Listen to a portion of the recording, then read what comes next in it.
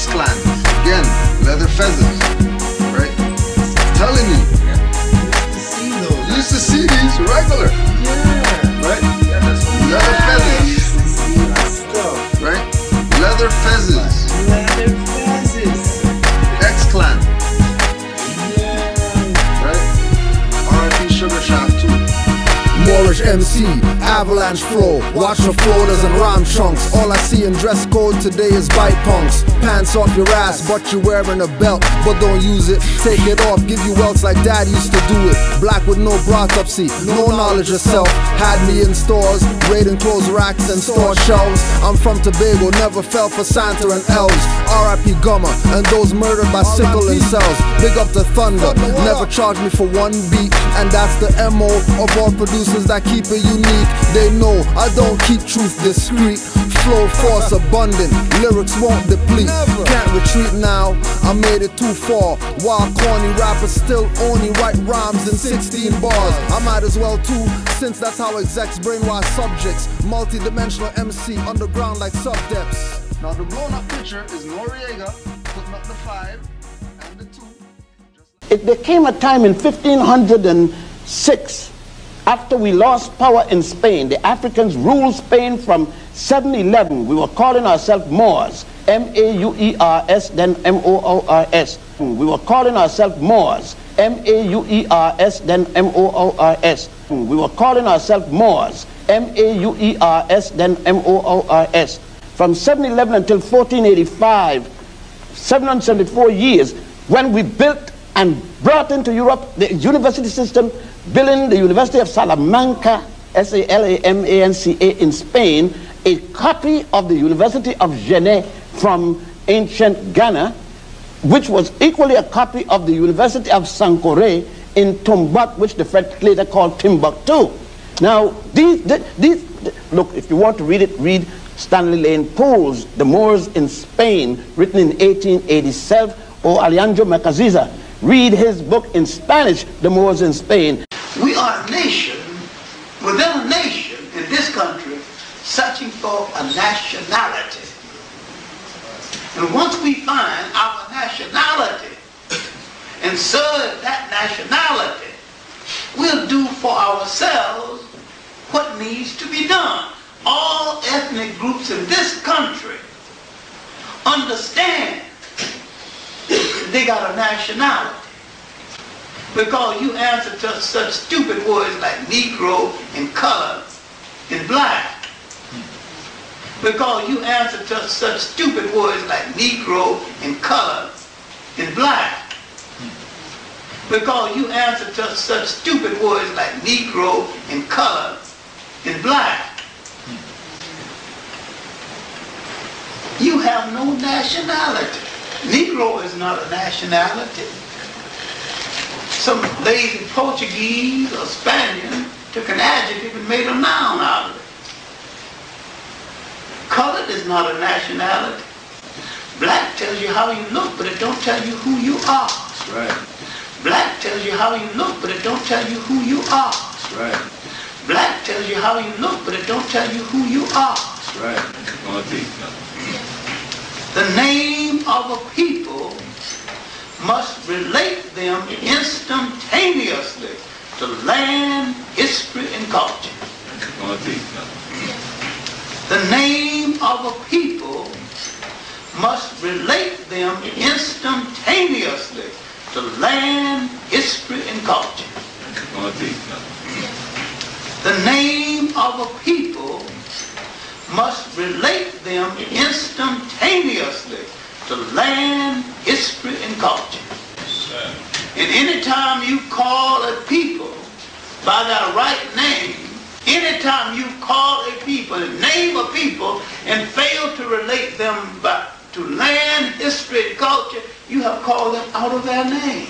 Anytime you call a people, name a people, and fail to relate them back to land, history, and culture, you have called them out of their name.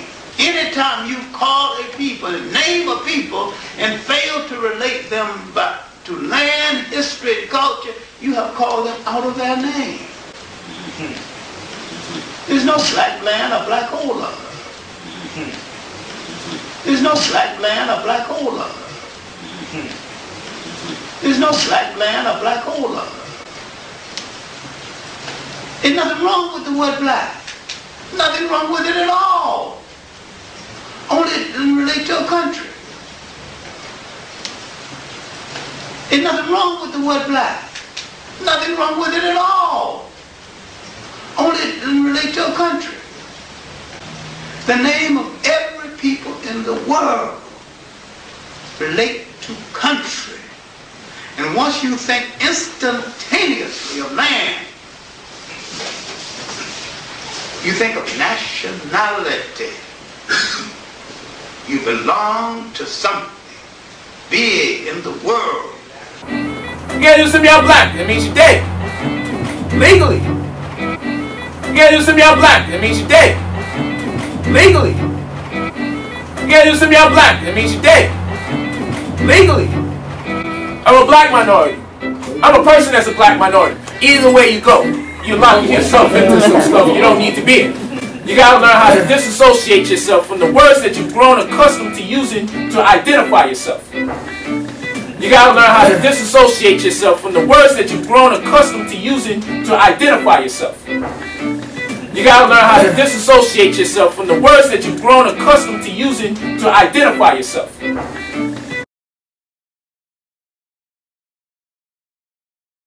Does anybody know this gentleman, Mateo Kirkow?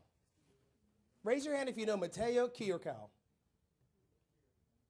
Mateo Kirkow, and by the way, you're not strange. I've done this presentation all over the country. Nobody has ever heard of Mateo Kirkow. I will explain to you why this is profound. Mateo Kirkow was a Marxist dictator of a country in Africa called Dahomey. In about 1979, 1980, he left that post, but in the early 1990s, he converted to Christianity. And in 1996, he was democratically elected president of the new country. They renamed the country called Benin, Africa. There's Benin, Africa. Now, in 1999, Mateo Kirkow, as president of Benin, Africa, came to the United States of America to do three things.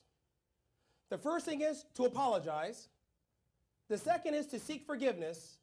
And the third thing is to seek reconciliation for his country's participation in the African slave trade. Did anybody hear about that? Ladies and gentlemen, this is the head of state of an African nation who came to the United States of America to apologize for his country's export of 3 million of their own people in the African slave trade, and nobody in the United States of America has heard about it. How could that be? I'll make it even more profound. In 2003, he sent a delegation to tour the United States, churches and schools, to do the exact same thing, to apologize, seek forgiveness, and reconciliation for his country's participation in the African slave trade. This is what they said. In the name of the government of the people of Benin, on behalf of President Mateo Kirkow, I say to you all, we are sorry. We are deeply, deeply sorry. President Kirkow knows the damage on our side that came from slavery. He knows how this robbed our own society at home, how it turned us against each other. And we believe it is easy to say that those other people did it, but we also believe that if we were not helping them, if we did not assist them, if we did not play a role in it, it would not have happened. Do you think this might have some impact on race relations in the United States of America? Yeah. Ladies and gentlemen, slavery, race, racism, white guilt, political correctness has never been an issue of black versus white. It has always been an issue of good versus evil. It has always been an issue of good versus evil.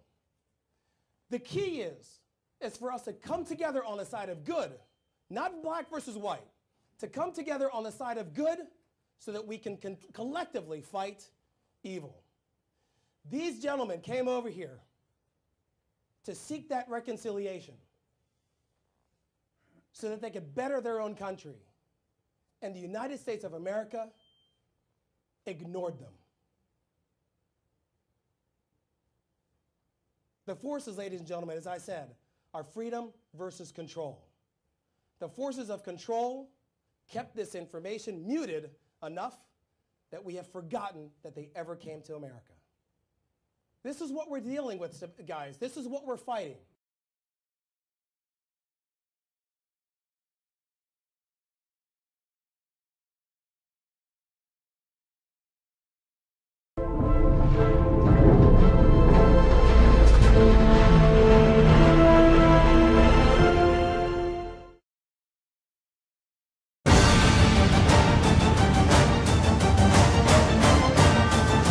And a Dunga man is an African king who destroys villages and cultures in Africa. For their ancestors, selling us into enslavement. In wars or difficulties, we capture other African groups. They would just allow some white people to come all up into their camp.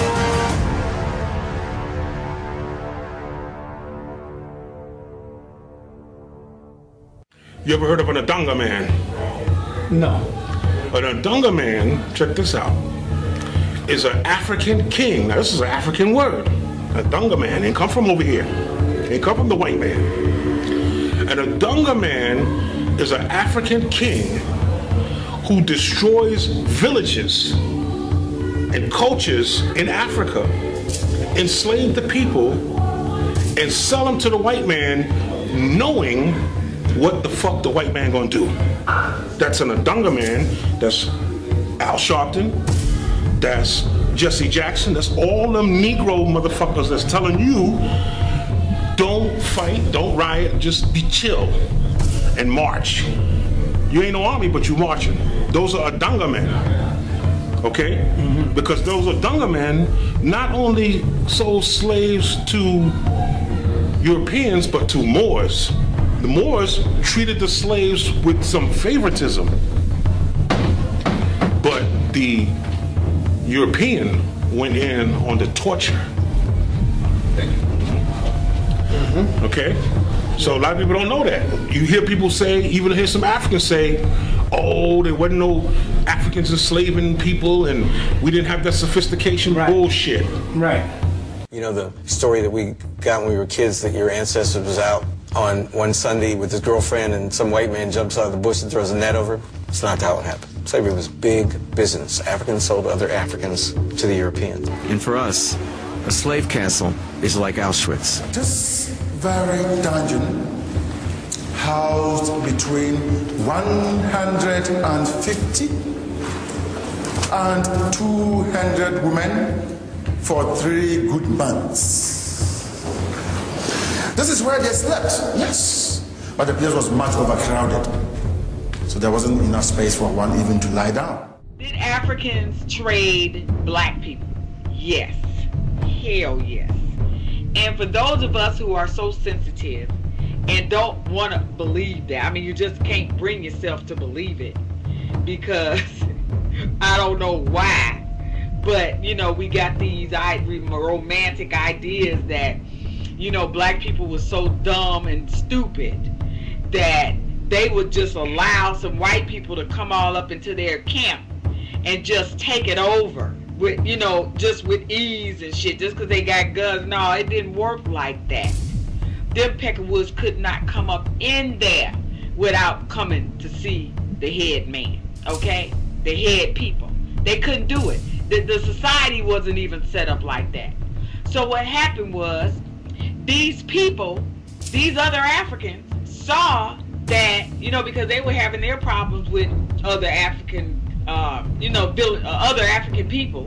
You know, they had wars and stuff like that. I mean, human beings been doing that since the beginning of time. They had wars and stuff, and so, of course, they were, you know, taking on captives, trading captives with the Arabs, and, you know, incorporating them into their family life. You know, sometimes, as a matter of fact, sometimes slaves became part of the family. I mean, but one thing about that instance of trade is that the African who was enslaved was not stripped of his language. He was not stripped of his culture because he was still within the culture of African people. The Ghanaian chiefs came together in ceremonies with African Americans. I was there, I saw it with my own eyes. And they apologized for their ancestors selling us into enslavement. They apologized and they opened the door for African Americans to come back to Ghana. And the Ghanaian government passed legislation giving land and citizenship to any African American who wanted to come back to Ghana. Now let us explain something that a whole lot of people have got misconceptions about. Whether the Africans had slavery before the Europeans. In the European sense, no. Servitude is not slavery. They had worse servitude here in the United States, whites against whites. Many times the Africans in wars or difficulties would capture other African groups.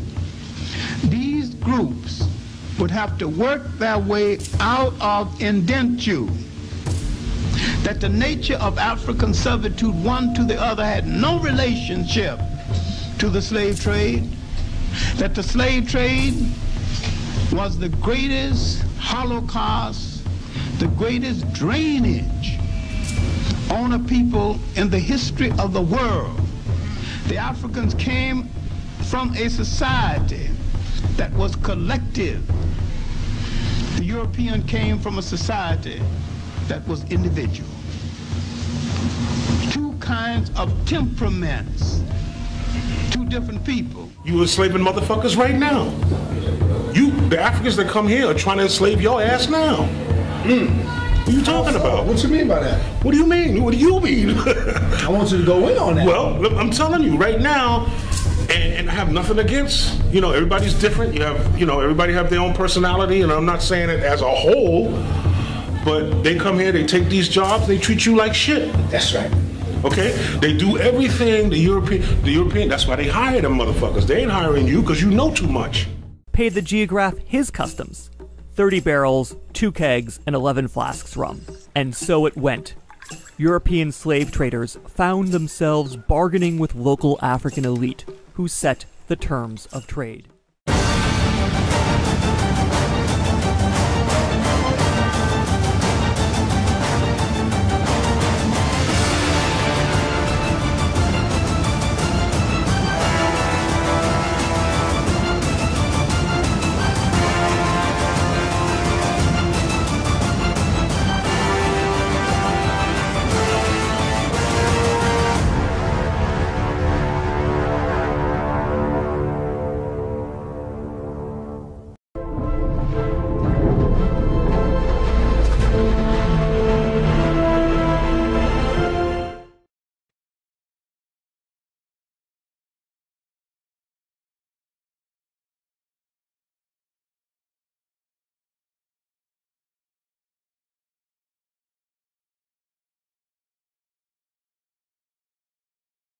In the 8th century AD, the Moors, i.e. natives of Mauritania in North Africa, invaded Spain and took with them the Egyptian culture which they had preserved.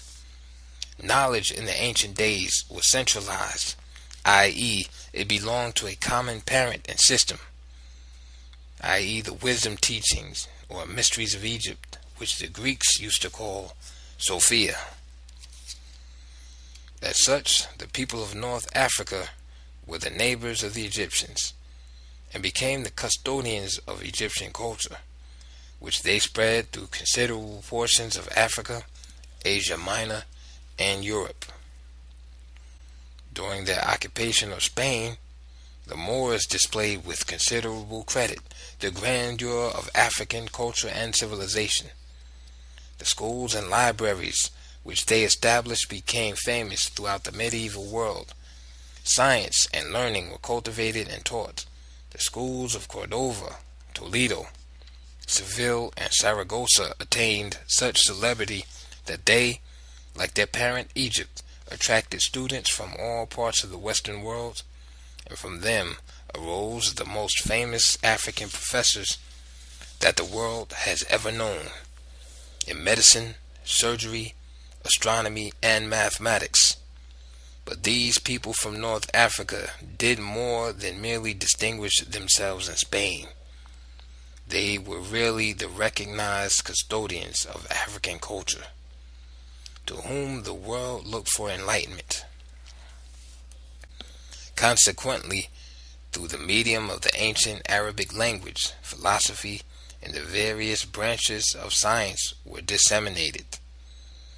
All the so-called works of Aristotle in metaphysics, moral philosophy, and natural science, translations by Leonardo Pisano in Arabic, mathematical science, translation by Gedeo, a monk of Arezzo, in musical notation.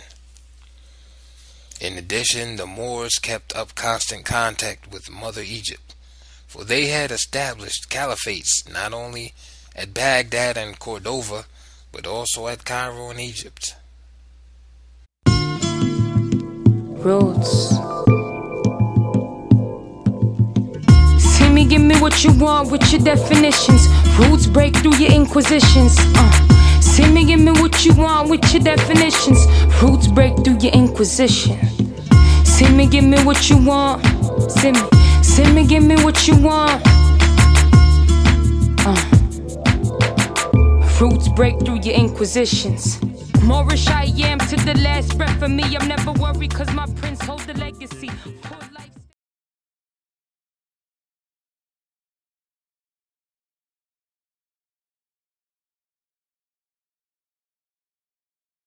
Seven different groups which are called subculture groups, and Europeans call them tribes, have the same linkage. They come from the same ancestor. You could link them actually, just like I tried to show in the article about ancient Ngana. If you could see in ancient Ngana, all the so-called tribes, most of them can be traced back to the connection between the Moors and the Hausas. To be sincere with you, the Moors identify themselves first of all as Bantu Ethiopians, and secondly, the Moors are dispersed group of Azanians. They are found in Ethiopia, if you want it that way. They are found in Ethiopia. They are also found in Nubia. They are also found in Ngana today. Some of them may even be found as far south as Ngangula province. But the Moors, if you study their history very closely, they are mentioned also in the biblical narrative. They are actually in the biblical narrative referred to as Moabites. They were the inhabitants of Canaan. Moors actually associate themselves with up until today. Its history goes to the pre-dynastic era. That means before the ancient kings of Ethiopia came into being, that deity existed earlier. So it can be used as the foundation of that culture. So in historical terms, we are dealing with something that goes as far back as 20,000 years, if you want it that way. But of course, the existence of Manfor, as I said, it has no genuine historical connotation because something that is eternal is timeless.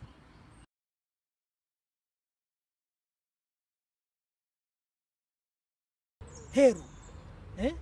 Heru is a Moor word, as I said before in my writings, which means Yenu.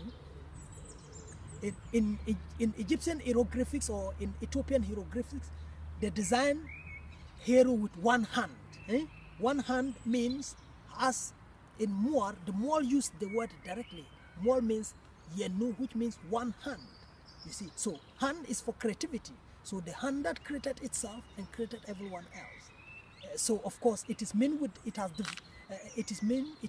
divinity, and as every culture has of course eternal, or it has divine sources.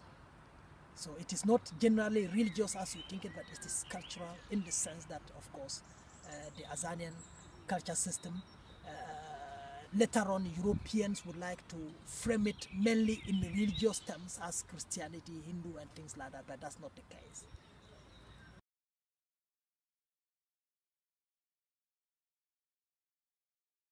In more languages, they call it Bumpal.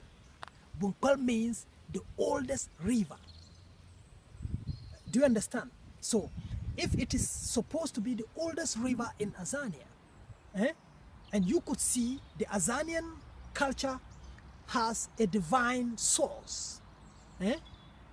By placing, for example, the matriarchal goddess Apet on top of the moon, the mountain of the moon, you could see the orientation of the Azanian culture, the objective of the Azanian culture. Where is the orientation? Divinity. Divinity is eternal. So in ancient times, people believe that divinity is placed into the sky, the provinces of the celestial provinces.